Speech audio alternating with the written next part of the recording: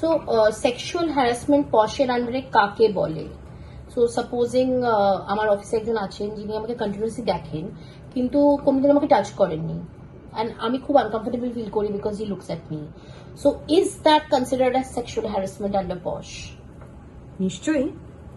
পশে যেটা বলা আছে সেখানে শুধু যে ফিজিক্যাল টাচ হতে হবে সেরকম নয়, গাইডলাইনে স্পষ্ট বলা আছে কি কি ধরনের হ্যারাসমেন্টকে সেক্সুয়াল ইন নেচার বলা যেতে পারে।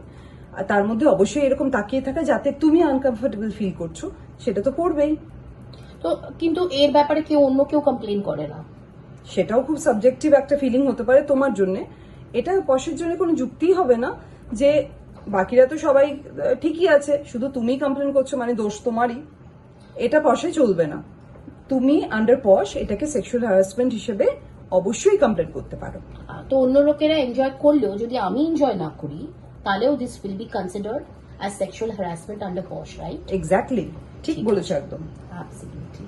সো আরেকটা যেটা আমার মনে হয় যে আমার অর্গানাইজেশনে সবাই মহিলা ধরো, তাহলে কি আমাদের পশের ল আমাদের উপর লাগু হবে কি হবে না?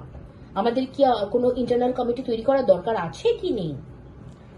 তোমাদের এমপ্লয়ের নাম্বার কত, 10 না 10-এর ওপরে? 10-এর ওপরে ডেফিনেটলি। তাহলে তো অবশ্যই পশের আইন হিসেবে তোমাদের ইন্টারনাল কমিটি তৈরি হওয়া উচিত। সবাই মহিলা থাকুন, সবাই পুরুষ থাকুন, পশ আর ইন্টারনাল কমিটি গঠন এগুলো তোমাদের করতেই হবে। আরেকটা জিনিস যেটা সবসময় মাথায় আসে, বিকজ আমরা স্কুলস নিয়ে কাজ করি, যে স্কুল একটা ইনস্টিটিউশন, একটা অর্গানাইজেশন, একটা কোম্পানি। তো মানে be it a private school or a government school, তো স্কুলের কি অ্যাকাউন্টেবিলিটি আছে ভিজাভি পশ? স্কুলের কি পশের আন্ডারে কমিটি গঠন করতে হবে কি করতে হবে না, এবং এই ডিসিশনটা কিভাবে নেওয়া হবে? ক্যান দ্য প্রিন্সিপাল সে কি না আমরা করব না? Can the teachers take a decision যে না আমাদের দরকার নেই, আমরা তো ইন্টারনালি ম্যানেজ করে নেবো এই জিনিসটা? এটা কি হতে পারে? শোনো, পশে বলা আছে যে 10-এর বেশি যদি এমপ্লয় সংখ্যা হয়, সেটা স্কুল হোক, কলেজ হোক, হসপিটাল হোক, প্রাইভেট অর্গানাইজেশন হোক, সরকারি অর্গানাইজেশন হোক, তাদের পশের আন্ডারে যেসব নিয়ম বলা আছে সেই নিয়ম মেনে চলতে হবে। এখন আমি পশ করব কি করব না সেই চয়েস আমার কাছে নেই।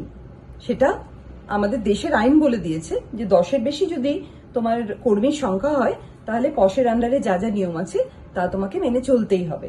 কাজেই নিজেদের এই নিয়ে আর ডিসকাস করে কি নিজেদের কোনো সিদ্ধান্ত নেওয়ার অধিকার আমাদের কারোরই নেই। সো দ্যাট মিনস আমি যদি একটা প্রাইভেট স্কুল হই অথবা গভর্নমেন্ট স্কুল হই, আমাকে আমার কমিটি গঠন করতেই হবে, because the law says so, তাই তো? ল আমাদেরকে সেটাই বলে দিয়েছে। তো এটা আমাদের হাতে নয়। কোনো প্রিন্সিপাল বা কোনো ম্যানেজিং কমিটি কোনো স্কুলের এটা বলতে পারে না যে আমি POSH laws don't apply to me because I am a school and I am above all this. এই জিনিসটা বলার অধিকার এখন আর কারোর নেই, রাইট? না। And be it even if it's supposing, another the question that I have here is, খুব বড় ধরো প্রাইভেট স্কুল হলো, ইভেন তাদেরও অধিকার নেই, right? They also have to have a posh committee in place. Exactly. যত বড়ই কোম্পানি হোক না কেন, স্কুল হোক না কেন, হসপিটাল হোক না কেন, তাদের নিজেদের ইন্টারনাল পলিসি যতই স্ট্রিক্ট হোক না কেন, তাদের পশের ইন্টারনাল কমিটি গঠন করতেই হবে। এটা আমাদের দেশের আইন, সেই আইন আমাদের মেনে চলতেই হবে। এর বাইরে চিন্তা করার আর কিছু নেই যে আমরা পশ করব কি করব না। So hello, hi, we are Wise Owls. আমার নাম বিয়াস আর আমি জয়তী। and আমরা over the next few months আমরা আমাদের যে women আছে যারা professionals who are homemakers who have children of their own, তাদের জন্য we'll be coming out with beautiful awareness workshops, যার মধ্যে we'll be talking about new laws, we'll be talking about our rights, and we will be talking about different things যেটা আমাদের লাইফকে দৈনন্দিন জীবনে effect করে। সেই সব কথাবার্তা আমরা মহিলাদের সাথে বলতে চাই, যাতে আমাদের যারা আমাদের মহিলারা আছে তাদের অ্যাওয়ারনেস খুব খুব খুব ডিপ হয়। আপনারা সবাই আমাদের ওয়ার্কশপে আসুন, আমাদের যোগাযোগ করুন, নিচে কমেন্ট বক্সে কমেন্ট করুন, কিংবা যে হোয়াটসঅ্যাপ বাটন আছে আমাদের হোয়াটসঅ্যাপ মেসেজ পাঠান। আপনারা সবাই আইন জানুন আর সবাই নিরাপদে থাকুন। আমাদের সঙ্গে আসুন, এই মুভমেন্টে আমরা সবাই হাত ধরে এগিয়ে চলি।